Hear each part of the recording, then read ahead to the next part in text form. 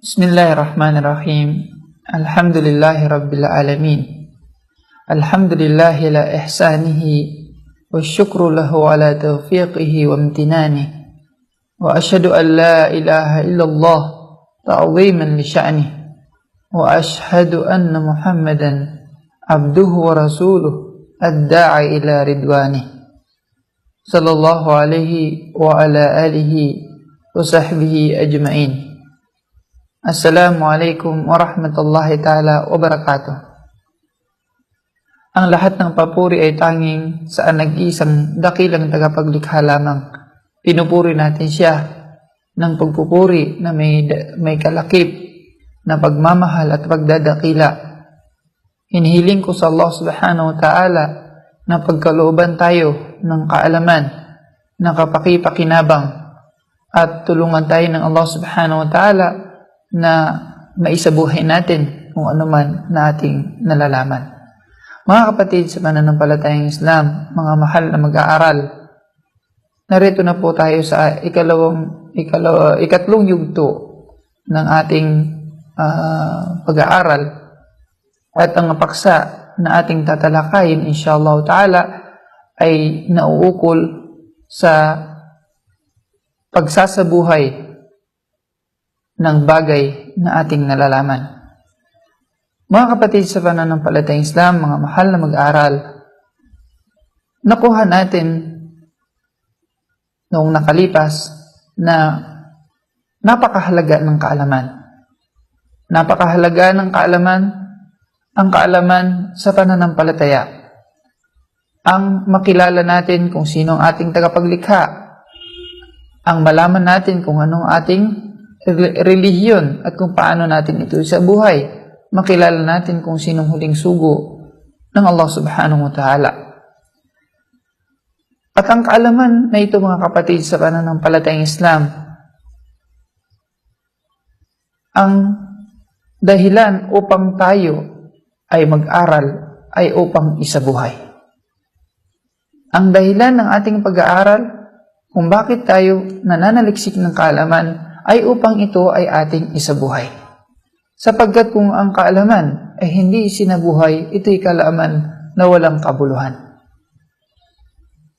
Ang Allah subhanahu wa ta'ala ay naghihikayat sa mga tao na isabuhay nila ang kanilang nalalaman.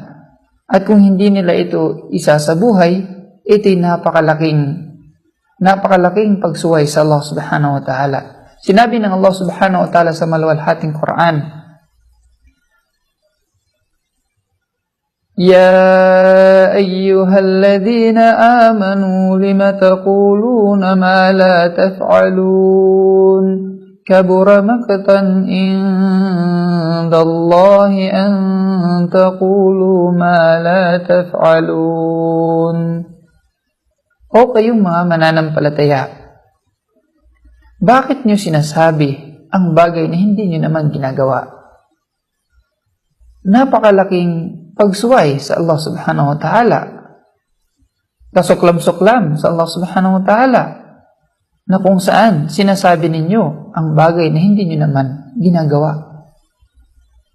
Sa ibang aya, sinabi ng Allah subhanahu wa ta'ala, أَتَأْمُرُونَ النَّاسَ بِالْبِرِّ وَتَنْسَوْنَ أَنفُسَكُمْ وَأَنْتُمْ تَتْلُونَ الْكِتَابَ أَفَلَا تَعْقِلُونَ. Inaatasan ninyo ang mga tao. Pinangaralan ninyo ang mga tao ng kabutihan. At kinakalimutan ninyo ang inyong mga sarili. Sa paanong dahilan? Yung ipinangaral lamang natin, inaalam mo lamang natin, ngunit kinakalimutan natin ang ating mga sarili. Hindi natin isinasabuhay. Afala ta'qilun, hindi ba kayo nakakaunawa? So mga kapatid sa pananampalatayang Islam, mga mahal na mag-aaral, napakahalaga ng pagsasabuhay ng ating nalalaman. Ang kaalaman, tinatawag niya ang pagsasabuhay nito. At kung hindi sasagot ang pagsasabuhay nito, iiwanan ka ng kaalaman. Kaya mapapansin mo na kung saan kapag may kaalaman ka na hindi mo yun isinasabuhay, ito'y unti-unti na lamang nawawala sa iyo. So, ang paraan para manatili ang kaalaman, para magiging umusbong ang ating nalalaman, manatili sa atin, ito yung pagsasabuhay ng ating nalalaman. So, ang paksa na ating pinag-aaralan ay napakahalaga, mga kapatid, sa pananampalatayang Islam at napakalaki ng kaugnayan sa pagsasabuhay nito. Gaya ng sabi natin, ang dahilan ng ating pag-aaral o pananaliksik o ang kalaman na ating nakakamtan o nakakamit, ang dahilan para rito ay upang isabuhay lamang natin.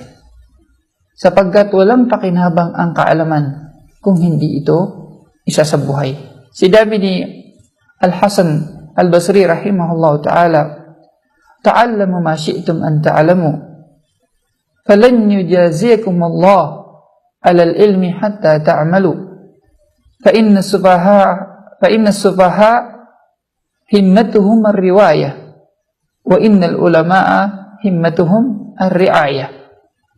Ayon kay Hasan Al-Basri rahimahullah ta'ala, mag-aral kayo hanggang saan ang kaya niyong alamin. Sapagkat hindi kayo kailanman gagantimpala ng Allah subhanahu wa ta'ala sa kaalaman na inyong nakuha o nakamit, maliban na lamang sa ito'y inyong isasabuhay. Sapagkat ang mga taong mangmang, ang mahalaga sa kanila ay ang pagsasalaysay, samantala ang mga taong maalam, ang mahalaga sa kanila ay ang pagpapahalaga sa kanilang nalalaman. Ibig sabihin, sinasabuhay nila. At ang Propeta Muhammad sallallahu alaihi wasallam sa kanyang mga dua, madalas niyang sinasabi na Allahumma inni a'udhu bika min ilmin la yanfa. O Allah, ako ay humihingi ng protection sa iyo laban sa kaalaman na kung saan walang kapaki-pakinabang. Merong mga kaalaman na kung saan hindi magbibigay ng pakinabang sa tao, na kung kaya ingatan natin ito, iwasan natin ito, lalayuan natin. Allahumma inni a'udhu bika min ilmin la yanfa wa min qalbin la yakhsha. At sa pusong walang pagpapakumbaba, wa min nafsin la tashba. At sa pusong walang kasiyahan, hindi makontento, wa min da'watin la yustajabu lah. At ang panalangin na kung saan hindi tinatanggap. Bakit hindi tinatanggap? Sapagkat hindi isinasabuhay kung ano ang nais ng Allah subhanahu wa ta'ala. Hindi sinasabuhay kung ano ang ipinapahiwatig ng kaalaman o anong nais ng kaalaman na ating nakamtan. At si Sufyan ibn Uyayna rahimahullah ta'ala, isa rin sa kanyang kasabihan na kung saan ating mababasa, kanyang sinabi rahimahullah ta'ala, "Ajhalun nas man taraka ma ya'lam, wa a'lamun nas man amila bima ya'lam, wa afdalun nas akhsha'uhum lillah." Ayon kay Sufyan bin Uyayna rahimahullah ta'ala, na ang pinakamangmang sa mga tao ay yaong iniiwan nila ang kanilang nalalaman. Iyaon ang pinakamangmang sa mga tao. At ang pinakamaalam naman sa mga tao, pinakamatalino sa mga tao, ay yaong isinasabuhay nila ang kanilang nalalaman. At ang pinakamainam sa kanila, ang pinakadabe sa kanila, ay yaong mas mapagkumbaba sa kanilang tagapaglikha. Mga kapatid, sa pananampalatayang Islam, mahalaga ang kaalaman. Mahalaga ang pagsasabuhay nito. Sapagkat kung hindi natin sasabuhay, hindi natin pakikinabangan ang ating kaalaman. At sa kabilang buhay, patuloy tayong hindi makikinabang at magiging malaking parusa pa ito sa atin. Sapagkat sinabi sa hadith na ayon kay Usama bin Zaid bin Haritha radiyallahu anhuma, na narinig ko ang Propeta Muhammad sallallahu alaihi wasallam, ang sugo ng Allah sallallahu alaihi wasallam, na nagsabi, dadalhin ang isang lalaki sa kabilang buhay at itatapon saan? Sa impyerno. Itatapon siya sa impyerno. At ang kanyang mga laman loob ay lalabas. At iikot-ikot siya doon na parang asno, parang donkey. na umiikot dun sa ginigiling. At magtitipon sa kanya ang mga tao sa impyerno. Magtataka sila, "Ya fulan, malak, ano nangyari sa iyo? Bakit ka nagkaganyan?" Magtataka yung mga tao sa impyerno. Ngayon, anong sinabi ng taong ito? Kanyang sinabi, "Noong ako'y nasa mundo pa lamang, hinihikayat ko kayo, itinuturo ko sa iyo o sa inyo, ipinangaral ko sa inyo ang al-ma'ruf, ang mga kabutihan, ngunit hindi ko ito ginagawa. At pinagbabawalan ko kayo ng masasama, ng hindi magaganda, subalit ako naman ang gumagawa nito." So mga kapatid, sa pananampalatayang Islam, ito'y maiksing paliwanag sa hadith na yon, na nagpapakita lamang na kung saan napakahalaga ng pagsasabuhay ng kaalaman, sapagkat kapag ating sinabuhay ito, pakikinabangan natin dito sa mundong ibabaw hanggang sa kabilang buhay. Kaligtasan natin, katiwasayan ng pamumuhay dito sa mundo hanggang sa kabilang buhay. Gaya ng sinabi ng Allah subhanahu wa ta'ala, "Lahum darus salami inda rabbihim wa huwa waliyuhum bima kanu ya'malun." Mapapasa kanila ang mapayapang tahanan doon sa kanilang Panginoon. At ang kanilang Panginoon ang magiging protector nila, tagapangalaga nila, tagapagtangkilik nila, nang dahil sa kanilang ginawa nung sila nasa mundong ibabaw pa. Mga kapatid, sa pananampalatayang Islam, hanggang dito na lamang ang ating pag-aaral sa paksang ito, at hingin natin sa Allah subhanahu wa ta'ala na gawin tayong mahusay na tagapakinig at gawin niyang kapakipakinabang ang bawat hakbang natin habang tayo nabubuhay.